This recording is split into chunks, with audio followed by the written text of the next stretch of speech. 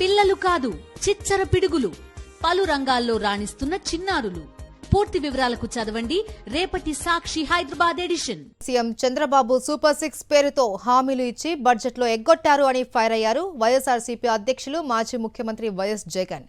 X వేదికగా చంద్రబాబు చేసిన మోసాలను ఎండగట్టారు. చంద్రబాబు చీటర్ కాదా, ఆయన చేసింది మోసం కాదా అని ప్రశ్నించారు. 18 ఏళ్లు నిండిన ప్రతి మహిళకు నెలకు 1500 చొప్పున ఏడాదికి 18,000 ఇస్తాను అని హామీ ఇచ్చారు అని, 2.07 కోట్ల మంది మహిళలకు 37,313 కోట్లు ఇవ్వాల్సి ఉండగా ఎంత ఇచ్చావని చంద్రబాబును ప్రశ్నించారు. దీపం పథకం కింద ప్రతి కుటుంబానికి ఏడాదికి 3 గ్యాస్ సిలిండర్లు ఉచితంగా ఇస్తాను అన్న చంద్రబాబు 1,54,47,061 కనెక్షన్లకు గాను 4,115 కోట్లు ఇవ్వాల్సి ఉండగా ఎంత కేటాయించారు అని ప్రశ్నించారు.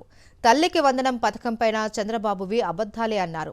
ఎంతమంది పిల్లలు ఉంటే అంతమందికి ఏడాదికి 15,000 చొప్పున ఇస్తాను అని హామీ ఇచ్చారు అని, రాష్ట్రంలో 83 లక్షల మంది పిల్లలకు గాను 12,450 కోట్లు ఇవ్వాలి అని, కానీ ఎంతమందికి ఇచ్చారు అని ఎక్స్ వేదికగా నిలదీశారు జగన్. అన్నదాత పథకం కింద ప్రతి రైతుకు ఏడాదికి 20,000 చొప్పున ఆర్థిక సాయమని చెప్పిన చంద్రబాబు బడ్జెట్లో ఎంత కేటాయించారో చెప్పాలి అన్నారు వైఎస్ జగన్. ఉచిత బస్సు ప్రయాణం పథకంలోనూ చంద్రబాబు మోసం చేశారు అని మండిపడ్డారు. రాష్ట్రంలో మహిళల ఉచిత బస్సు ప్రయాణానికి ఏడాదికి 3,000 కోట్లు ఖర్చవుతుందని, ఇప్పటి వరకు అతీగతి లేదు అని అన్నారు. ఇక యువగలం కింద రాష్ట్రంలో 20 లక్షల మంది యువకులకు ఉపాధి, నిరుద్యోగ భృతి 3,000 ఇస్తాను అని మాట ఇచ్చిన చంద్రబాబు ఎప్పుడు ఇస్తారో చెప్పాలన్నారు. 50 ఏళ్లు పైబడిన వారికి 4,000 పెన్షన్లోనూ కోతలే అన్నారు వైఎస్ జగన్.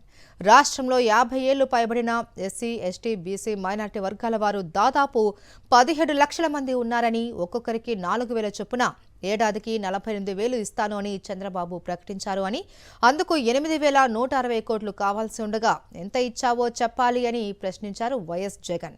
ఇన్ని మోసాలు చేసిన చంద్రబాబుపై 420 కేసు ఎందుకు పెట్టకూడదు అని ప్రశ్నించారు. ప్రశ్నిస్తే కేసులు పెడతాను అంటావు, అరెస్టులు చేస్తాను అంటావు, నాతో సహా మా పార్టీ నాయకులు, కార్యకర్తలు, సోషల్ మీడియా యాక్టివిస్టులు నిన్ను నిలదీస్తూ ఖచ్చితంగా పోస్టులు పెడతారు అన్నారు వైఎస్ జగన్.